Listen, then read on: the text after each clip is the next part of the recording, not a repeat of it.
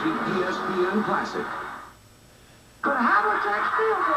Havlicek stole the ball. Down goes Frazier. Down goes Frazier. Down goes Frazier.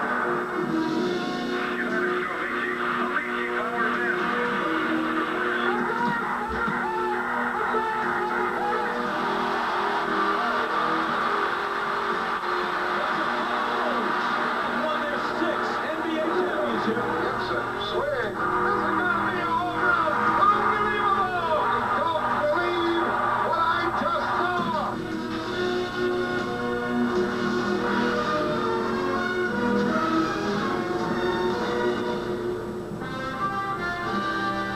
With his short arms, heavy legs, soft speech, and balding pate, he seemed all wrong for the ring.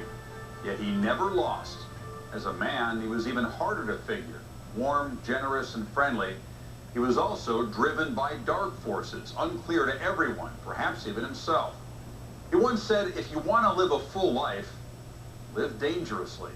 From 1947 to 1955, the height of danger for any heavyweight was to get in the ring with Rocky Marciano.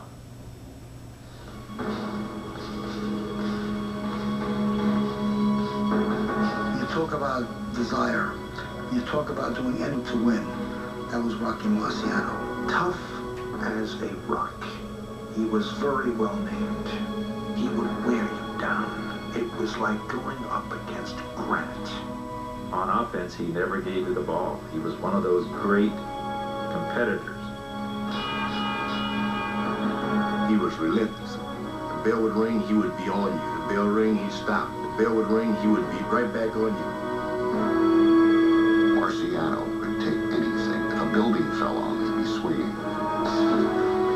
He would be the physical metaphor for the irresistible force. He just kept coming and throwing that dreadful overhand right that just hammered everybody into submission. He was just a hard hitter. Slam bam. Didn't give a damn. Anybody gets hit on the jaw, flush, like Marciano goes. They just go. Marciano trained like an old-time bare-knuckle. He could knock you out in the 20th round. He had to train. He had to be trained, otherwise he wasn't going to win, and he knew that. Based on just skill and natural speed and strength, he wasn't going to beat the top heavyweights. So he had to work that hard. He always did this with his wrist. So what do you do? He's going to exercise the wrist. And then he'd look up at the heaven. He says, Nitch, I'm going to be champ someday. I'm going to be champ of the world. With that thought burned into his psyche, Marciano, in the summer of 1952, withdrew to his lair in New York's Catskill Mountains and prepared for battle with the Spartan's severity. He used to train up at Grossen's in the airplane hangar, and he'd stay there for 2 months before a fight. He loved training. Rocky was like a hermit, like a Trappist monk. He wouldn't go down to the big glitzy hotel down below where all the stars were on stage every night. He denied his body all of the things that he loved in life. He didn't have sex, he didn't have anything. Someone had told him sex would take something out of you, take some of your power away. Not only was there no intimate relations with his wife, there was no contact with his wife for the 2 weeks before the fight. At training camp, there was always a little rubber ball there, and Rocky would start playing with his ball, start hitting it, and just for his reactions and his quickness. He focused upon his opponent with a kind of monomaniacal ferocity that his opponent was the person he was thinking of constantly for weeks and weeks and weeks.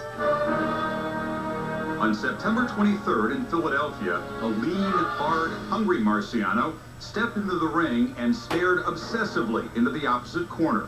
What he saw was not a man, but an obstacle to be destroyed. I bet $1,000 on him, and one of my friends put his house up. Here they go. Walcott had gone in against Marciano as the underdog, and yet he fought like the favorite. Marciano staggered with a sharp right. And all of a sudden, Walcott threw that hook, and down went Rocky on his hands and knees. Down from a left hook. He got knocked down for the first time in his career, and I thought the world had ended. A lot of fighters, when they get knocked down and cut the first time, fall apart emotionally. Marciano got tougher when he got knocked down. You saw him single-mindedly keep going in, kept going in, kept trying his strike. Rocky would throw a good combination. Walcott would come right back with 2 left hooks and a right cross. It was a bloody fight. Marciano is now cut on the board. For 4 rounds, a solvent got into his eye. He was blinded. He couldn't see. Because I was talking to Rocky after the fight, and I says, could you see the guy at all, Rock? He says, Snap, for 3 or 4 rounds, all I could see was a shadow.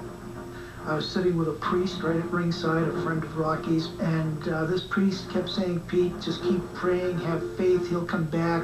Back in Brockton, Massachusetts, a woman knelt alone in St. Patrick's Roman Catholic Church.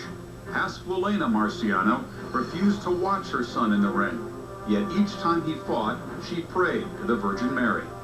In the 12th round, Walcott, who was a superb heavyweight, gave Marciano such a beating that I didn't think Rocky would be able to come out for the 13th round. I were in Walcott's favor.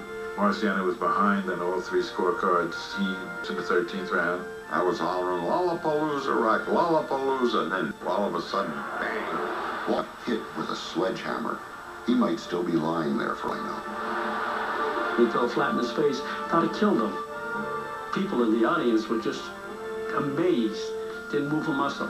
Greatest single punch I ever remember. Cut one down, and I think hours later he was still out. And the new heavyweight champion of the world, Rocky Marciano!